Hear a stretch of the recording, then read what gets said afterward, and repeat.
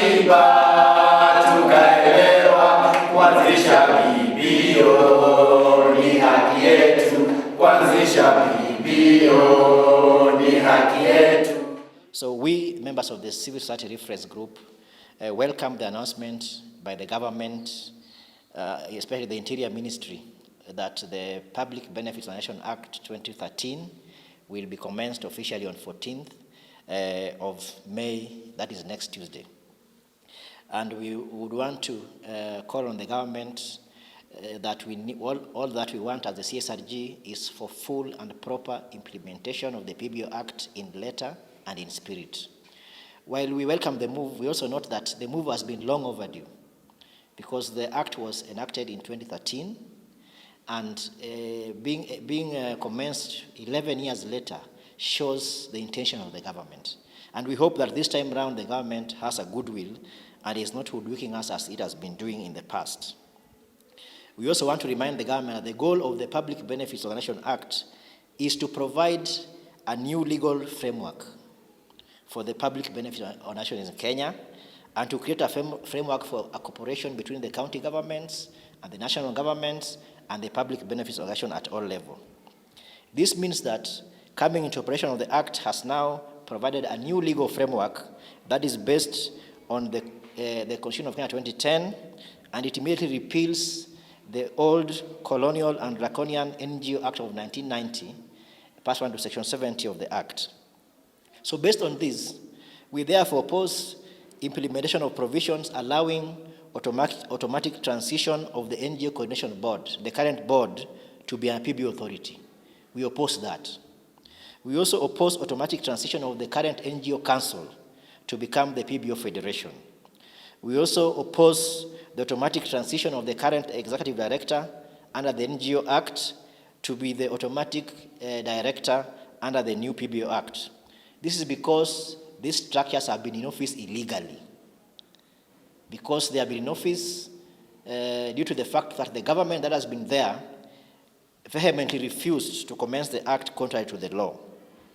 And we're saying that when these people continue to be the new office holders under the act, it will go against the provision or the goal of the PBO Act, which is to provide a new legal framework.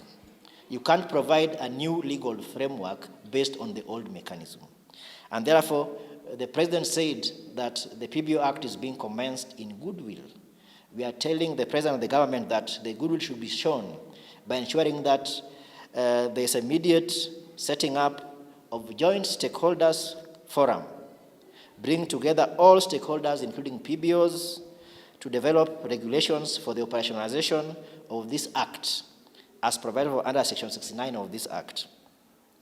We are also calling for immediate appointment of a new authority, as provided for under the Section 35 of the PBO Act, in consultation with all stakeholders concerned, and based on the provisions of the third schedule of this Act, ensuring that the process of appointing them is inclusive and competitive. We are also calling for immediate appointment of a new director, as provided for under Section 45 of the PBO Act.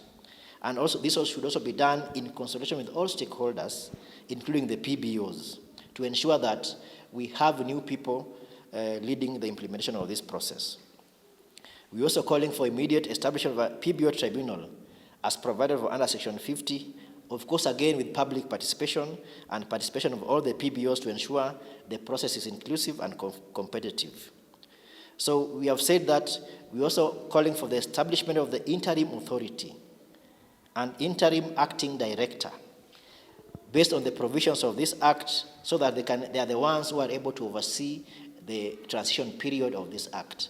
People who have been in office illegally, people who have been the problem, people who have been the people who are finishing CSOs, cannot again purport to be the ones to implement this Act.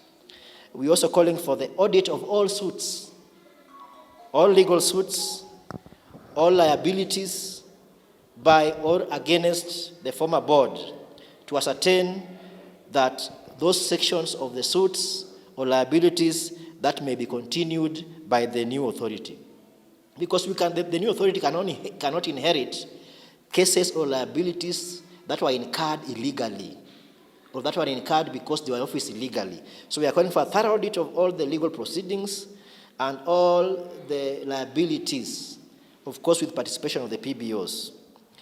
We are also calling for immediate transfer of implementation of the PBO Act from the current Interior Ministry to a new entity under the Council of Governors in collaboration with the PBOs and Department of Devolution under the Office of the Deputy President. Based on this, we are calling for immediate setting up of a joint stakeholders forum between the government and the PBOs to develop regulations for the operationalization of the PBO Act as provided under Section 69 of the Act. We are very cautious, and we hope that the announcement was not intended at the international delegates at the UN, because we have heard good speeches from the government, talking about big things, nice words before international delegates.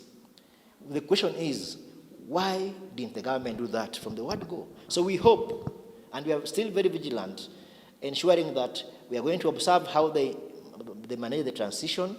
We are going to observe how they manage the process of the development of regulations.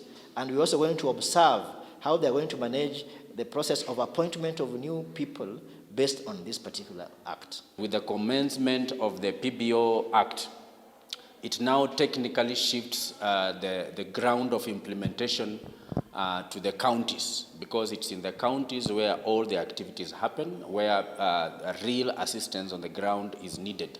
So now the Council of Governors is now becoming a great stakeholder in this activity of implementing the PBO Act and also the Devolution Department.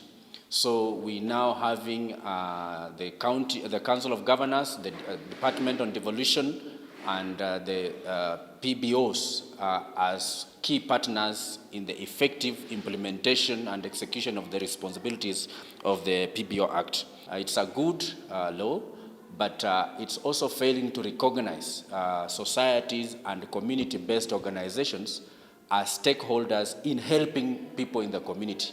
So one of the key amendments we will be wanting to do regarding the PBO Act is recognition of societies and community-based organizations as part of public benefit organizations. We also want to highlight a few things regarding the commencement of the PBO Act. Somebody will be asking, what are the real benefits of the PBO Act? The first key benefit of the PBO Act is that self-regulation will remove victimization. We've been having civil society organizations being victimized on the assumption that they are fighting the government. But because of the PBO Act, we'll have that self-regulation will remove that victimization. Tumefurahia vile President alisema jana ya kwamba PBO Act imekuwa commenced, alipatiana instruments of power. Na sisi kama watu wa chini tunasema ni asanti, kwa sababu it is barely 2 weeks kutoka tuseme ya kwamba tunataka hii PBO Act iweze kuwa commenced. Now, vile imeanzishwa, kitu ya kwanza ni kusema ya kwamba kulingana na katiba ya PBO Schedule 3, lazima kila mtu within 14 days akuwe disbanded wale walikuwa wa NGO. Na within that time ataleta watu wageni wale hawakuwa hapo mbeleni na in consultation na PBOs. Maana wale watu wako kwa PBO wanaelewa ile act vile ilivyo, na wanajua progress na kitu ya maana ile iko pale ndani ya PBO. Lakini kwa nini tunataka hii PBO ikuwe kama watu wa chini? Kitu ya kwanza tuna realize ni ya kwamba itasaidia hata serikali. Wakati mtu wa chini anakuja anasaidiwa mambo ya shule na PBO, ile mahali serikali ilifika ikakwama, ndio unaona PBO zinakuja zinachukua na zinasaidia. Na tunaona ya kwamba hawapigani serikali lazima itoke pale kwa kupigana na CSOs, ikuwe inajua ya kwamba ni kusaidiana, tunasaidiana. Wakati wamekwama kusaidia watu pale flooding, si kila mtu anaweza saidia. Unakuta wale watu wa PBO wanasaidia. Therefore, kutakuwa na ile working relationship between the PBOs na the government.